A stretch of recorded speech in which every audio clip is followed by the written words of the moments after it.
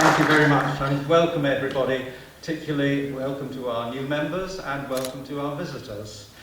Keith is going to talk, as you know, about the recreation of Paul Whiteman's music at a concert in 2006 at the Sage in Gateshead. Now that may seem, you probably don't know. Who's here has been to the Sage? Anybody been here? Ah, right. So you know the Sage is a magnificent concert hall. It beats anything in London, in my opinion. It's a superb place. And I must say, when Keith did this, the concert hall was absolutely brimming full. So without further ado, I'd like to hand you over to Keith, who's going to tell us all about Paul Whiteman. Thank you, Keith.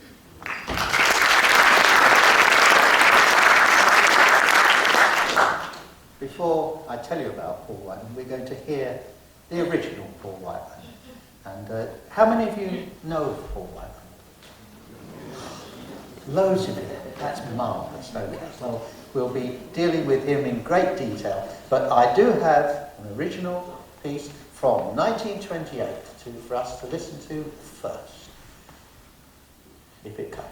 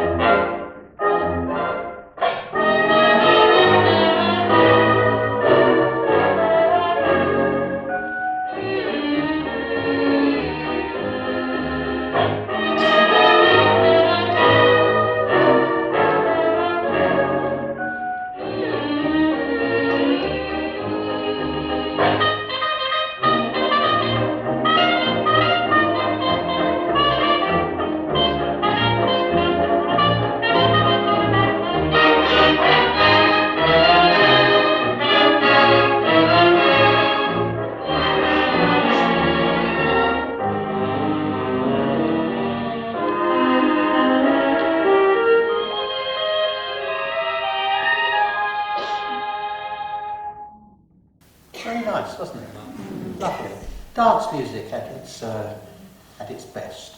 Of course, the Whiteman Orchestra, of course, was the most famous jazz dance orchestra of its day, and the most highly paid as well, and one of the largest.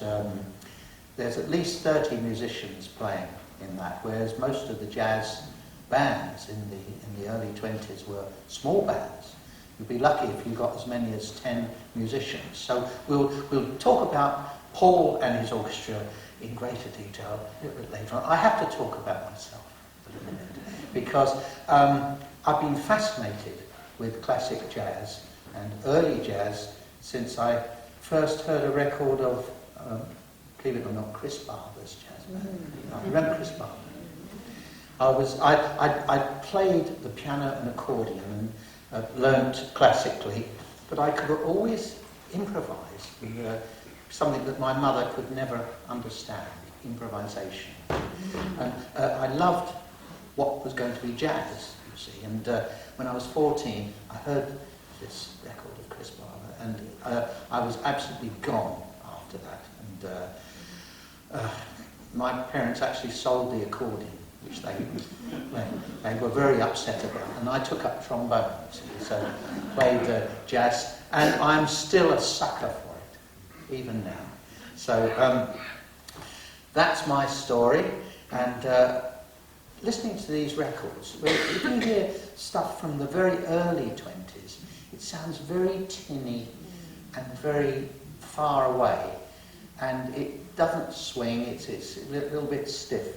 And I was very, I'd read about all these famous people, and when I heard these early records, I thought, well, it sounds horrible, and my task, what I really wanted to do, was to recreate the sounds of those bands by rewriting all the music and getting modern, younger musicians to play it. And that's what I've been doing for the last 40 years, and I'm still standing. Absolutely amazing. So, just to let you know about old records. In the old days, the gramophones with the horns, it was called the acoustic method of recording. And people used to go into a studio, and there would be a great horn over the piano. And then the clarinet player would be sitting, and there's a little horn there, and the trumpet player would be about 20 feet away from there, you see, and banjo and guitar, another horn, you see. So it was not electrically recorded. In fact, microphones didn't really come in till the very early 30s. And the way they used to make the records was amazing. You had a wax disc, and it was just like playing a gramophone record, but it was in reverse, because the recorded sound went through the needle and played into the wax. And then the wax was taken away and made into a bronze impression, from which thousands of records were made. And it was very difficult in those studios, because it was the days before air conditioning, and the musicians would be sweating for hours. And of course, there was nothing like editing, recording onto tape, cutting tape, doing anything like that. They had to do 3-minute recording, and it was the best of 3. So it's amazing how these musicians were. Some of them had nervous breakdowns. Lots of them actually had nervous breakdowns in those days, because they used to like to take a drink as well. And of course it was prohibition over there, bootleg booze, you see. So that's the way they used to make the records in those days. So as a transcriber, it was very difficult for me to listen to those early records, because you couldn't hear everything. You could hear the top part, and maybe you could hear part of the bottom part, but you couldn't hear what was going on in the middle, because those records couldn't pick up, the piano always sounded distorted in those days, and they couldn't pick up a double bass played like that, plucked. They couldn't, if a drummer came in and played, the needle would spring right off the wax, and the record was ruined, you see. And if you blew a trumpet into one of those horns too loud, that would also send the needle off. And so what they had to do, they had to put mutes into the trumpets and the trombones. And that's why you had a very tinny sound in those days. and it made my job as a transcriber very, very difficult in those times. Now, what else can I say? Yes, certain instruments came out very well. The banjo was highly popular on those early recordings because it was tinny, whereas guitar could not be heard at all. And as for vocals, well, people like Billie Holiday and the later jazz singers could not exist in those early days because you had to have leather lungs to be able to speak like that. In fact, do you remember W.C. Fields? W.C. Fields, the comedian. He used to speak like that, you see, because he'd spent so many years in vaudeville, and he had to reach right to the back of the crowd. And there was the clarinet player Ted Lewis who used to say, "Is everybody happy?" You see, and that was the way. So I'll have to demonstrate to you a little bit of early vocals just to set you going. 1920s. So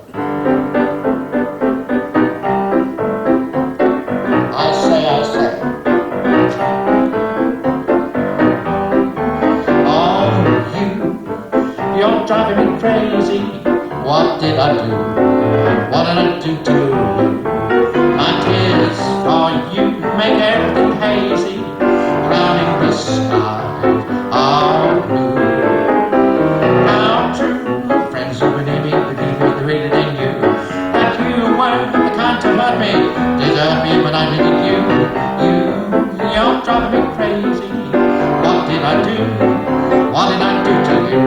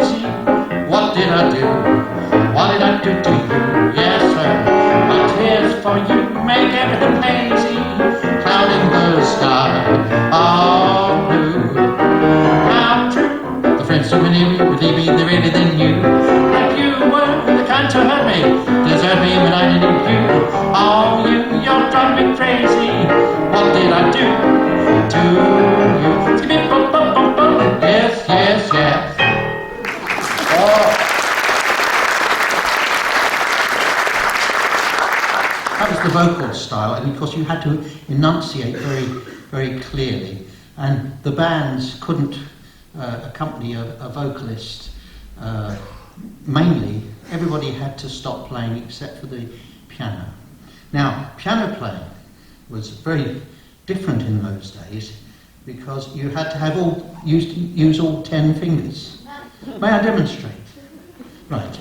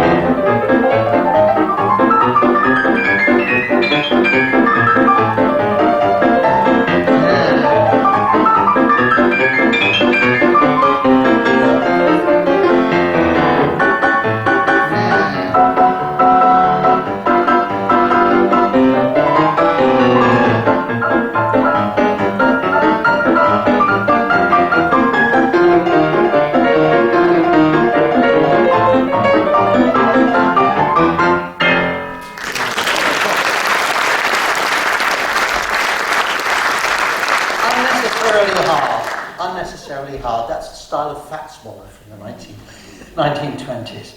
All right. Who was Paul Whiteman? Paul Whiteman was a chubby gentleman. He was born in Denver, Colorado in 1890, and his father was a professor of music with a lovely name. I like his dad's name, Wilberforce Whiteman. And he had an attitude like a Wilberforce would. He did not like Paul's love of jazz. And even when the Whiteman Orchestra was at its height, Wilberforce said, "I can't stand the beastly stuff," he says, "but I will say that my son plays it better than anybody else." So anyway, young Paul, he couldn't actually improvise and play jazz, but he loved it so much. He started by playing in the Denver Symphony Orchestra, then he went to the San Francisco Symphony Orchestra, and then he realised that other violinists were getting much more money by playing in dance orchestras. So he went and left the symphony and joined a dance band. And from then, he became a dance band leader. And by 1920, he had a 9-piece band with the dreaded instruments, saxophones. The devil's instruments, yes. Let me just explain. If you were back in 1912, time of the Titanic, what they call the small orchestra consisted of 2 trumpets, trombone, piccolo, flute, clarinet, string quartet, 2 violins, viola and cello, piano, bowed bass, and military drums. That was the small dance orchestra about 1915. By the time jazz came in, you had saxophones coming in. So there was a band leader in California called Art Hickman, and he was the first person he kicked out the string quartet, got rid of most of the woodwind, and he replaced them with saxophones. So you had what was the start of the jazz big band. It was 2 trumpets, trombone, 3 saxophones, doubling clarinets, the dreaded banjo, piano. Double bass wasn't that popular in the 1920s because the records couldn't pick up double bass, so they had the sousaphone or the tuba and military drums.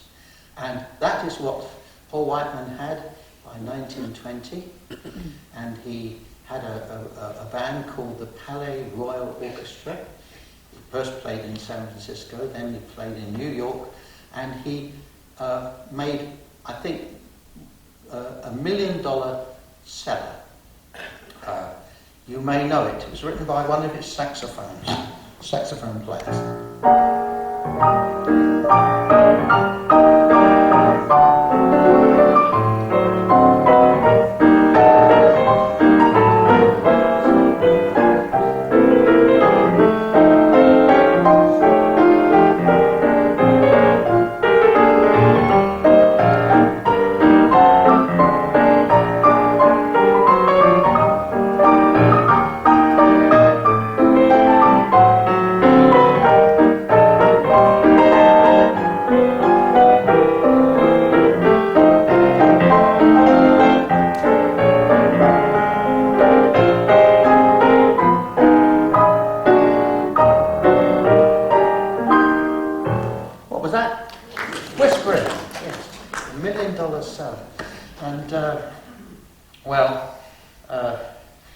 He did very well for himself out of whispering, got very rich, and moved and played regularly in New York.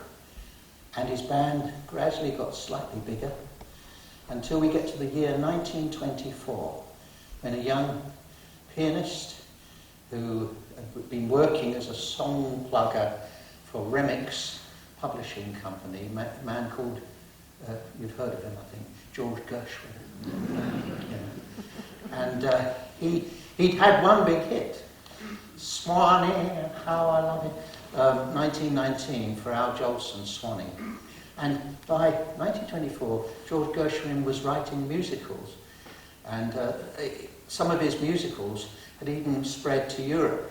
Fred Astaire and his sister were appearing in Lady Be Good in London in 1924. So George Gershwin was the up-and-coming composer, and he knew of Whiteman, Whiteman knew of him, and Whiteman's dream was to unite jazz and orchestral classical music.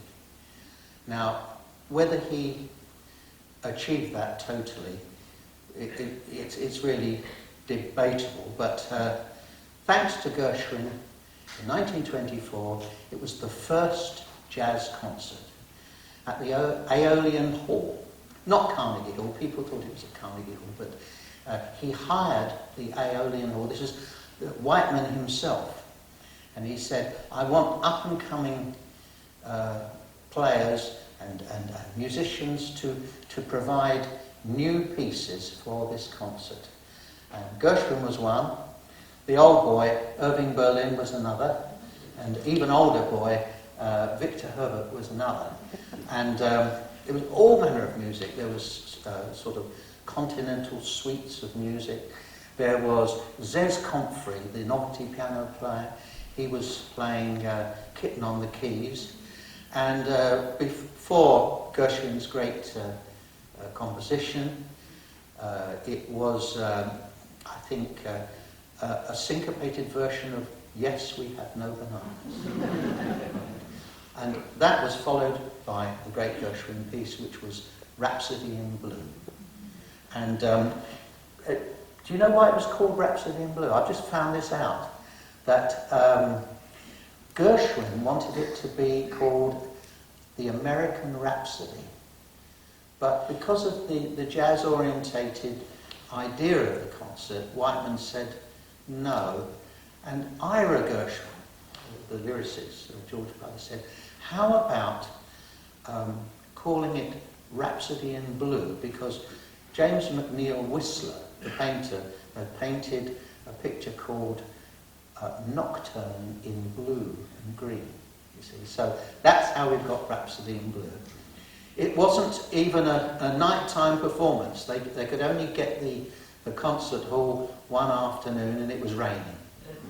And it was marvellous. Rhapsody in Blue was a great hit with everybody, except for some of the critics. They didn't think so much of it. But what do you think of Rhapsody? Do you like Rhapsody in Blue?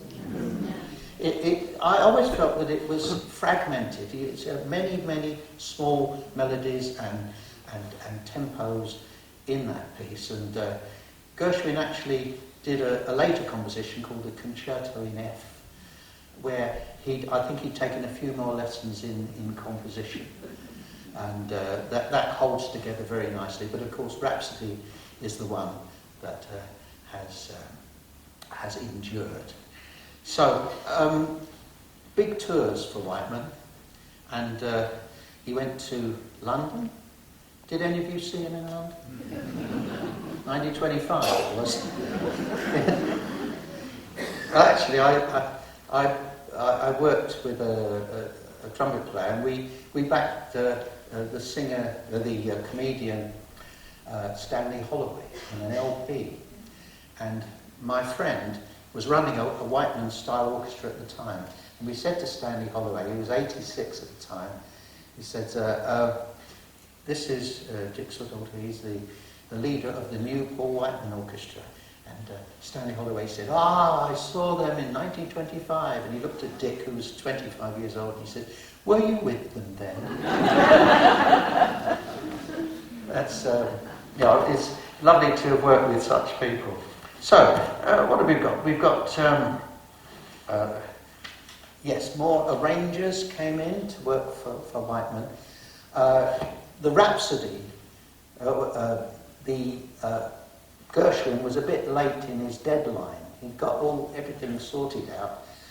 But the actual Rhapsody was scored by Ferdy Grofé. Now, Ferdy Grofé was Whiteman's original pianist, but he also shared Whiteman's great dream of symphonic jazz. So this time, 1925, it was about a 12-piece band. By 1928, it was a 30-piece band. And this was mainly the size band which I had to listen to and transcribe. So just to explain how it happened. You had 8 brass, which is 4 trumpets, 4 trombones. You had as many, with Whiteman, as 9 saxophones. Can you imagine? 9 saxophones at the same time. And then 2 pianists, 6 violins. You had a banjo, very important to jazz, and you had a guitarist, and you had 2 bass players. And those bass players had to play the same notes, obviously. And then one would change to a tuba, and then you can hear both the tuba and the bass playing at the same time, and drummer as well. And no less than 6 singers. Okay, you've got singers that you would sing backing parts, you know. And at one point in 1928, or a little earlier than that, they had a jazz vocal trio called the Rhythm Boys. And that was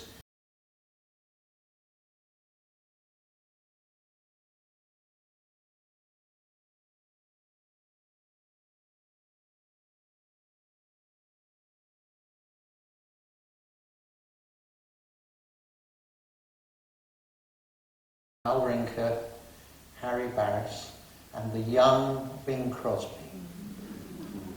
Bing Crosby started with Whiteman, and in the days of nasal vocals, Bing was streets ahead, wasn't he, really? But may I perform you a little bit of Rhythm Boys music? The Mississippi Mud, right? Mississippi Mud.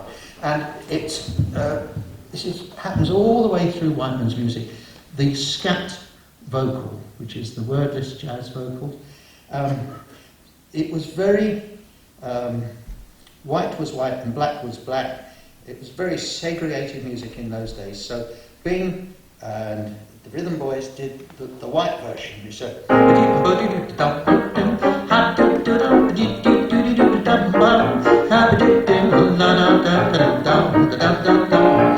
sun goes down and tide goes out. People gather round and they all begin to shout, hey, hey, I'm going out 8th Street to beat the feet on the Mississippi Mud. People beat the feet on the Mississippi Mud now. What a dance do they do?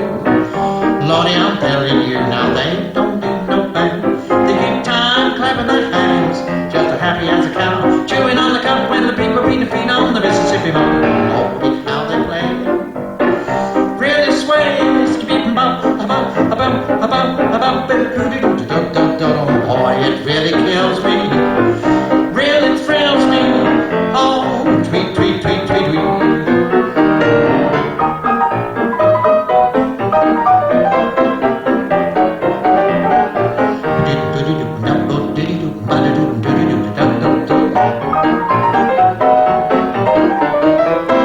They don't need no band.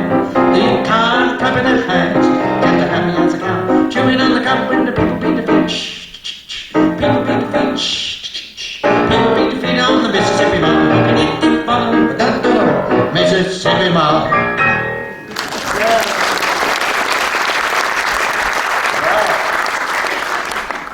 Well, so you had the vocals there and saxophones. Now, Whiteman had the highest paid, finest, classically trained musicians, say about 1925. They were the very best in the country. And the saxophone section he was very proud of. And I'm just going to play you a little bit of saxophone music of that style. Let's see. All right, okay. This is it.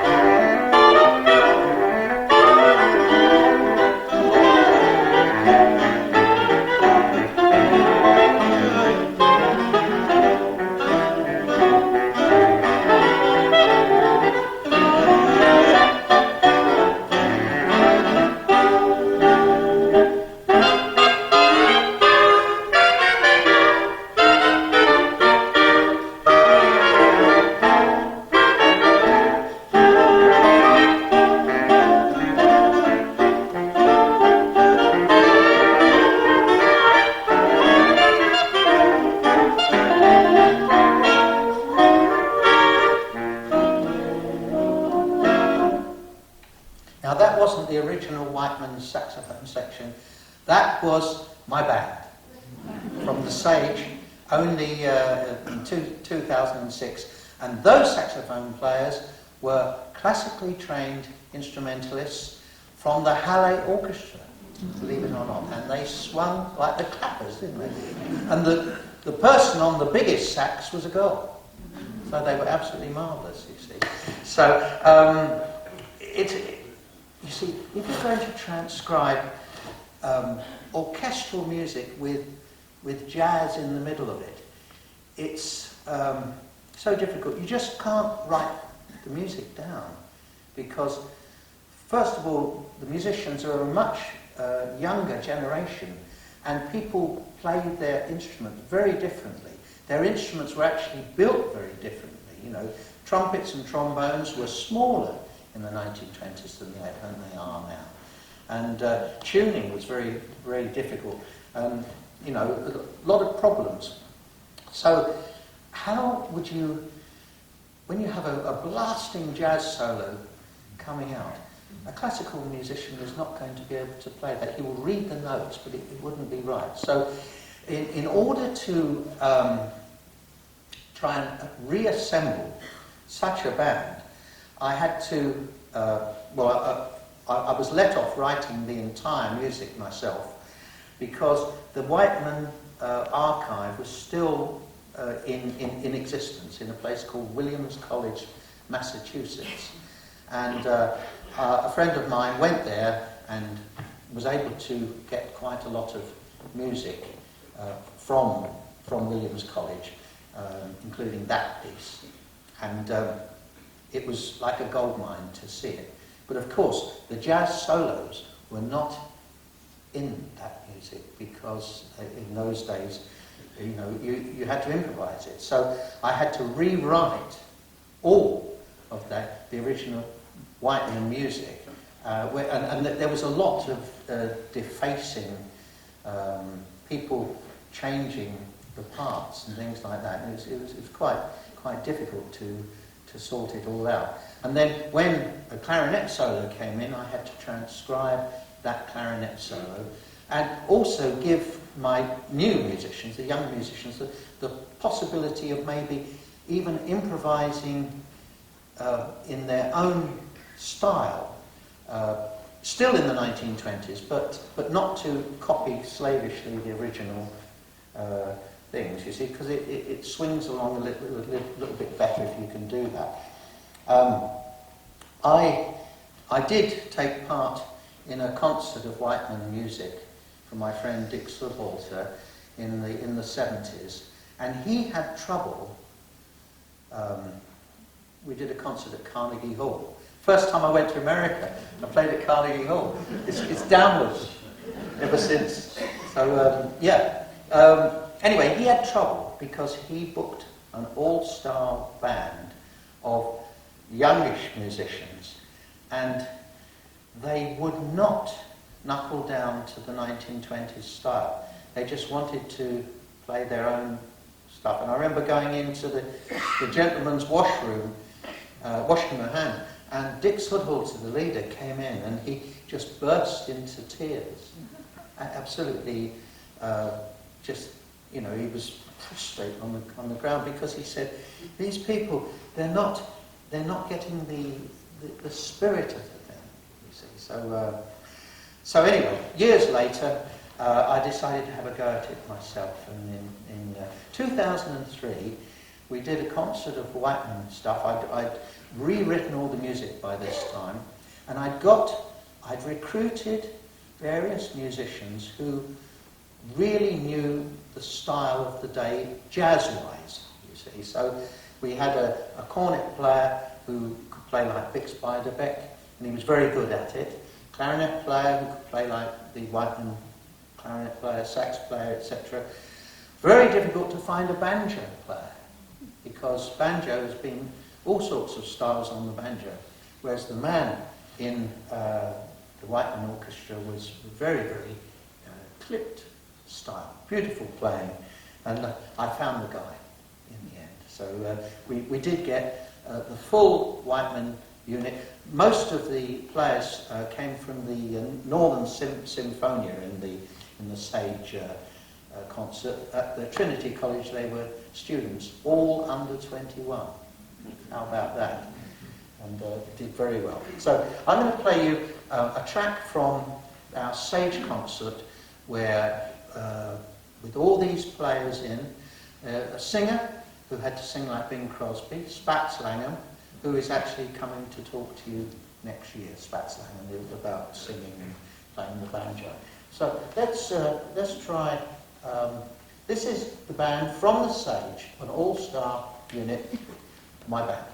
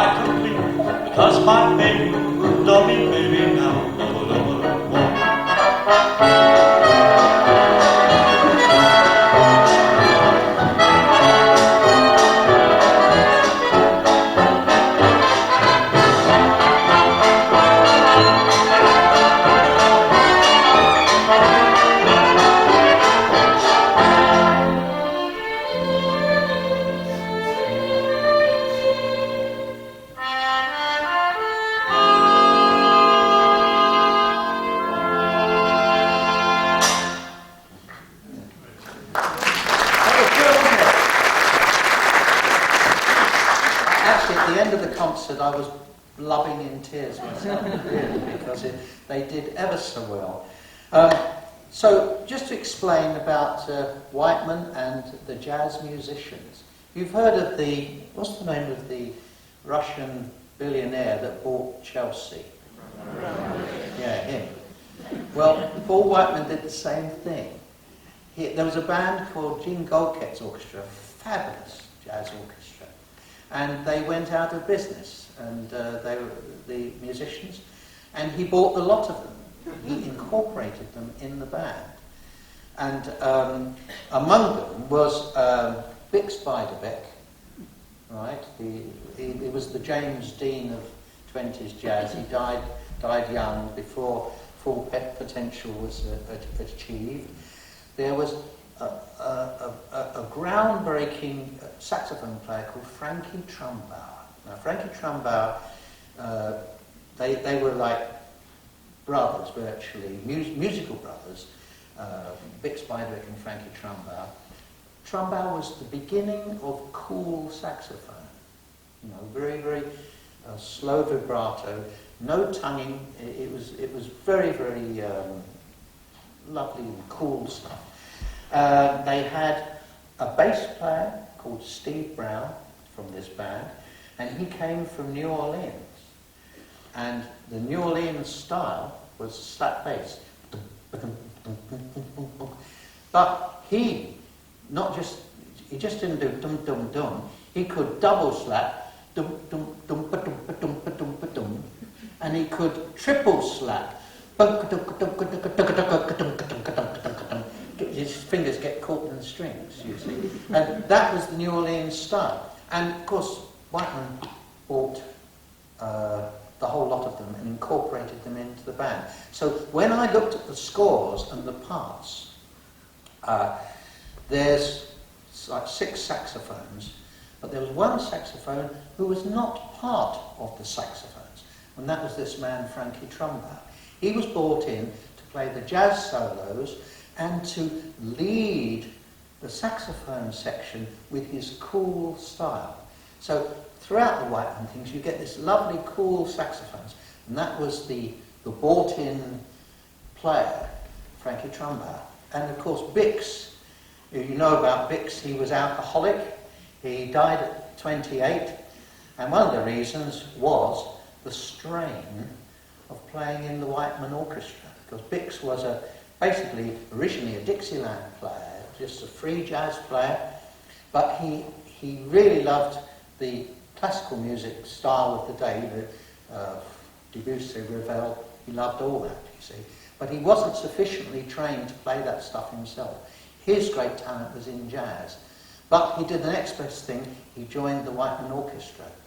And you can imagine Bix Beiderbecke sitting there. They didn't write too much stuff for him in the trumpets because he wasn't a great reader to begin with, you see. So he's sitting there.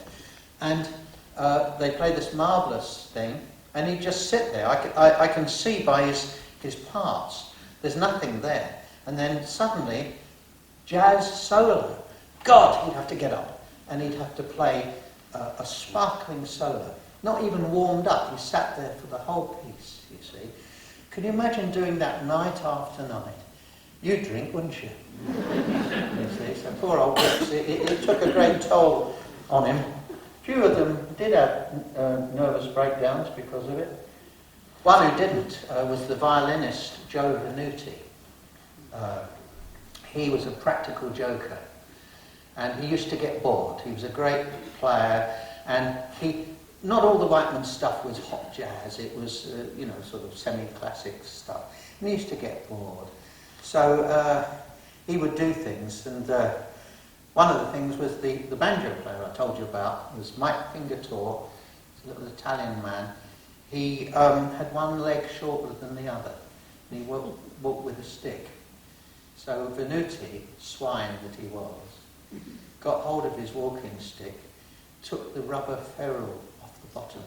He sawed a half an inch off the stick every day. So poor old Mike. And what else did he do? He booked every tuba player in New York on the same job. And he told them to meet on a street corner. 50 tuba players, all their tubas. And, he was absolutely... there was a one-armed trumpet player, Winnie Manone, who wasn't with the Whiteman band, but the other Venuti story is that he sent Winnie Manone one cufflink for Christmas.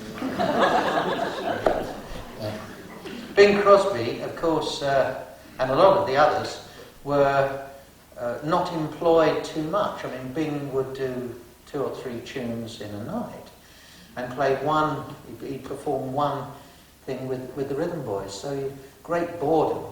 And of course, in 1930, they went to Hollywood to here. Well, it was the Whiteman film. It's called The King of Jazz, and it was written around Whiteman's orchestra. Every member of the band got a limousine, well, a car. There was 30 of them, 30 cars they got. And Venuti and one of the others went out drinking and crashed their car. Bix sort of sat in the hotel room and drank himself into insensibility because they were not sufficiently employed, waiting around. I don't know if any of you have ever done film work. There's an awful lot of waiting around. And, so there we are, the various people. Oh yeah, wages of the band. The accounts have turned up for the Whiteman Orchestra, and the highest paid people in the late 20s was the arranger, Ferdy Grofé, and he got $350 a week, which, when you think that if you went to the Cotton Club in Harlem, you could get a dinner for $1. And he got $350, The jazz people that I was talking about, these people that were brought in, they got $150 each. 200 less than the arranger. But one musician out of the band got paid even more. He got more than $350, and it was Willie Hall, one of the trombone players. And what his great talent is that he could play the Stars and Stripes on a stirrup pump, and Pop Goes the Weasel on a miniature violin. You see, so his work is absolute weight in gold. And the Whiteman Orchestra led to various orchestras throughout the world. We had a sort of Whiteman Orchestra here with Jack Hilton's band. You remember Jack Hilton? And the main thing about all these orchestras was that they knew how to make dance records, and they did them at the right tempos. And he used to say, and the right volume. And he used to say that if you were playing in a ballroom and if you couldn't hear the shuffle of the dancers' feet from the bandstand, you were playing too loud. You see, so that was very true, you see. So, the other thing about these band parts, they were often defaced in a terrible way that we take days to rewrite them. Things like this. Say it's the end of a tune and it goes...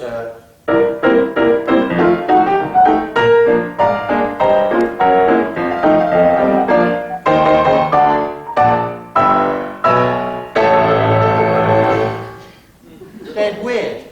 And what that was they defaced these things with making them into continuous tunes for broadcasting, you see. So it was playing in E flat, and the next tune was in G, so you had all this sort of rigmarole and business to take you into what might be G, you see. Also, there were great historical things in the Whiteman parts. There was one tune called When, a forgettable tune, and on one of the saxophone's parts, he'd scribbled all over it with great slashes, and it said, "Lousy tune." And there's another one, the trumpet player next to Bix Bybek. It's on the piece. It says, "At letter D, wake up Bix." And there was a clarinet player in the band who, at rehearsals when you're in a large orchestra, they want to cut bits out, you see, and they said to him, that 4 bars in letter A, will you cut it out, please? Okay, I'll cut it out. So fine. So they played the tune, and then later on, the band leader, Whiteman, said, could you play those bars again? And he says, no, I've cut them out. And he'd cut them actually out and thrown them away. So there we go. So, oh dear. Right. One more piece from my orchestra to show the great arranging and the way that the strings were absorbed with the saxophones and the brass. It's a piece called Oh Miss Hannah. Originally Bing Crosby sang it, and it was arranged by one of Whiteman's people called Bill Challis. Now Bill Challis is beloved by the jazz fraternity that listened to Whiteman because he wrote some of the best jazz arrangements for Whiteman. And I actually met Bill Challis in the 70s. He was a very old gent, and I was staying on Long Island doing this Whiteman concert at Carnegie Hall, and my bandleader friend, he said, "Can you ride a bike?" I said, "Yes." He said, "Come with me." We've got 2 bikes, drove, it was in Long Island, just about 10 minutes away, this little wooden bungalow. And he knocks on the door. Old guy comes to the door. He says, "Keith Nichols, meet Bill Challis." And of course, he was my arranging god. I'd sort of analysed all his arrangements. So we went in and had coffee with him. He was still in his dressing gown after all these years. And he said, "I don't know why they only remember me for Paul Whiteman," he said, "because in the 30s and the 40s I went to Hollywood and I wrote fantastic Hollywood scores. Who remembers those? Nobody, you see." So anyway, he came to the concert and they stood him up and he got a standing ovation because it was a lot of it his writing. Okay. So let's play you this Oh Miss Hannah. Should be there. Yes. This one. Here we go.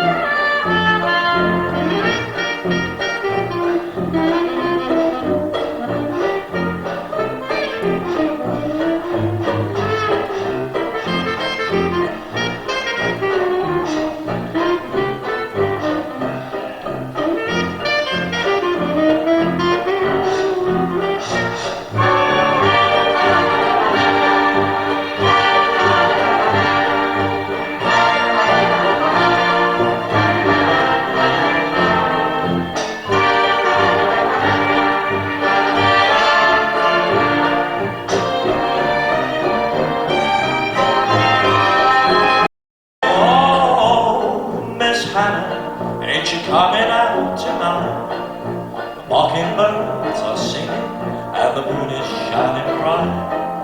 The roses are a-nodding and swaying in the breeze. Come on and put your silly-going meeting clothes and come along, please.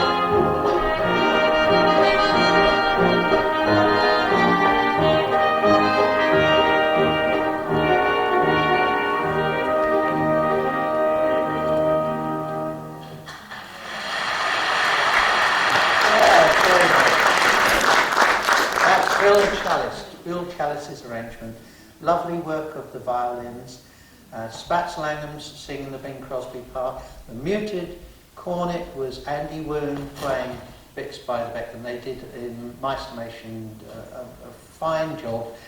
Bear in mind that this concert was only one night, and we rehearsed only for a day beforehand, whereas the Whiteman Orchestra were playing every night, all the time. So those musicians really, I take my hat off to them. What of the future, ladies and gentlemen? Do you ever go into London, that place up there?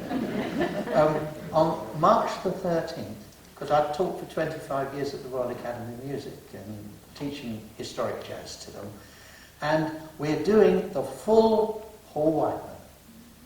So if you'd like to hear this music live, come to the Royal Academy of Music on the 13th of March.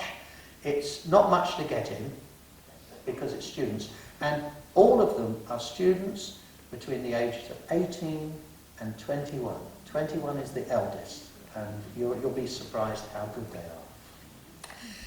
I've not only transcribed Paul Whiteman's stuff, I've done Duke Ellington, I've done Louis Armstrong, I've done everything, even Django Reinhardt and the Hot Club of France. I've done all the Jelly Roll Morton, all the historic jazz. We did a Benny Goodman concert where we recreated the entire Benny Goodman Carnegie Hall concert from 1938. We did a lovely concert last year dedicated to the British dance orchestras. Ambrose, Ray Noble, Lou Stone, Harry Roy, even Billy Cotton. we did everybody, and that was very good. So I'm going to play you one more piece, and it is the future, ladies and gentlemen. This is the young musicians playing and learning about the great historic styles of jazz. And this is from our concert at the Royal Academy this year, early this year, and they're playing a Duke Ellington piece from the 30s. It's not modern, it's 30s, and there they are, all of them no older than 21. Symphony in Black.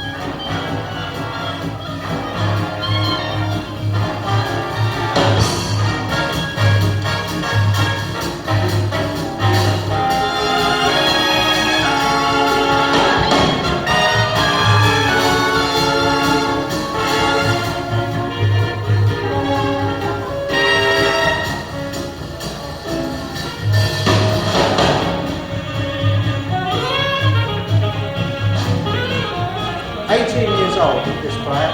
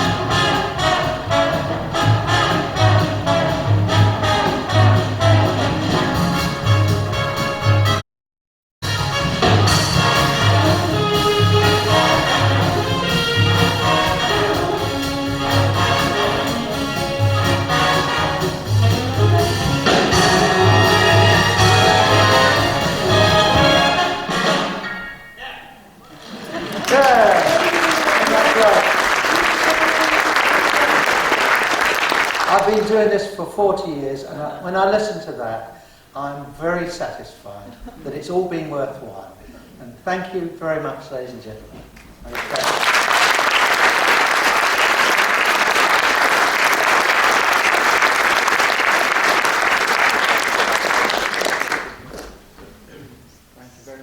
Thank you very much, Keith. Would you be prepared to answer one or two questions? Yes. Right. Not about my private life. Right. Would you like to put your hands up? Anybody? Yes. Right. Why are there so few women jazz players? There are more now.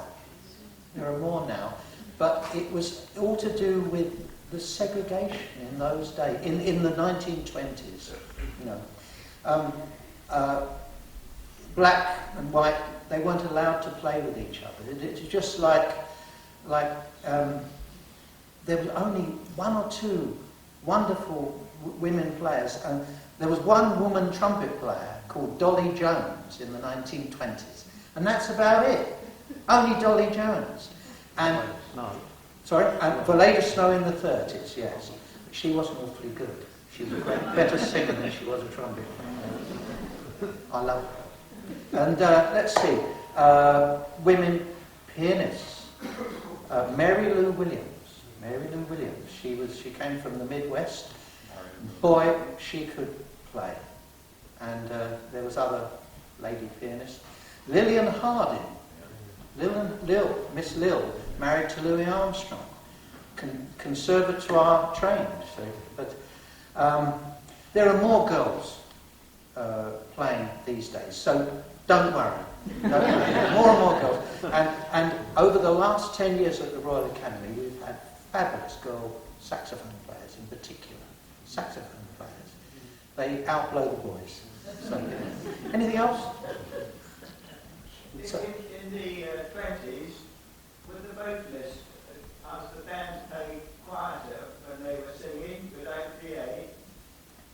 Well, that was a big problem, you see, because you know that the vocalists had to amplify their voice with a megaphone. You know, you've seen them with megaphones on the old films, but you don't realise that the megaphone only amplified the voice when it was right in front of you. So if somebody was playing to the crowd or singing to the crowd with a megaphone, you go, must remember this. Yes, it only does it. So in the 20s, the only women singers that really were able to function with bands were the Red Hot Mama style singers like Sophie Tucker, you know, and the Empress of the Blues, Bessie Smith. She could, she could have a big band behind her. She was so loud, and she also could. She had a big fist as well when she was drumming. You know. So, but styles changed. Vocal styles changed when amplifiers and microphones came in the early 30s.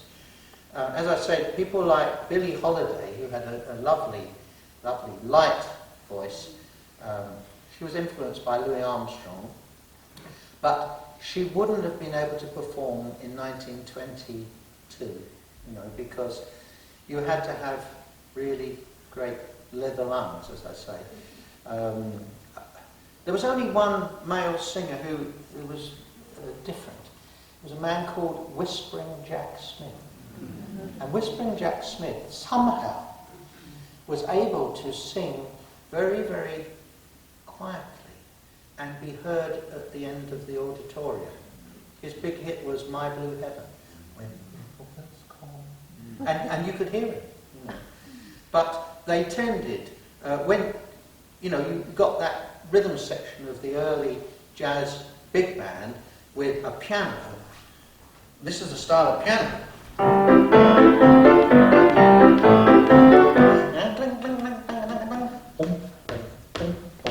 the drums go. See? Imagine all that going on. What chance has a girl singing? That, you see? So in the end of the 20s, banjo largely faded out in favour of the guitar, and also double bass. And you used to get the flapper girl singers in the late 20s, weren't they? You remember the one who had the baby voice? Helen Kane. I wanna be loved by you. See? There were others. Ruth Etting. You may remember a film called Love Me or Leave Me. Doris Day. She played Ruth Etting. And what was marvellous about not just the voices of these girls who were the flapper girl singers, was their presentation. Ruth Etting, I've got a film of Ruth Etting, and she does this. She's raising her eyes. Oh. I think I'd be arrested if I did that myself. And Annette Hanshaw, lovely singer. And as you got into the 30s, it became much easier for girl singers. And after Bing Crosby, of course, male singers were able to relax a bit and not be so, strident, tinny voiced, but there were singers in the 1930s that were different. You may have heard of the rocking chair lady. She sang with Whiteman. What's her name? Mildred Bailey. About 20 stone, with a baby voice. And she was married to the vibes player called Red Norvo, who had a band. But she was bad-tempered. And she used to knock Red Norvo out. Because, in fact, just to digress about these women singers, some of them were nice, and Hanshaw was nice. The other girl, Love Me or Leave Me, Ruth Etting, she was very nice, and she was abused by her gangster boyfriend. That's the story of the film, see. But lovely. Bessie Smith wasn't so nice. And Ethel Waters, she wasn't so nice. They were prima donnas. And there was one woman who, it didn't follow their voices. There was a lovely 30s girl singer, I remember her name, Lee Wiley. She sang beautifully. But read about her and say she was a devil incarnate. Just nothing like her voice. Anything else tonight? Anything else? Absolutely flabbergasted. It's been lovely talking to you, and hope to see you again.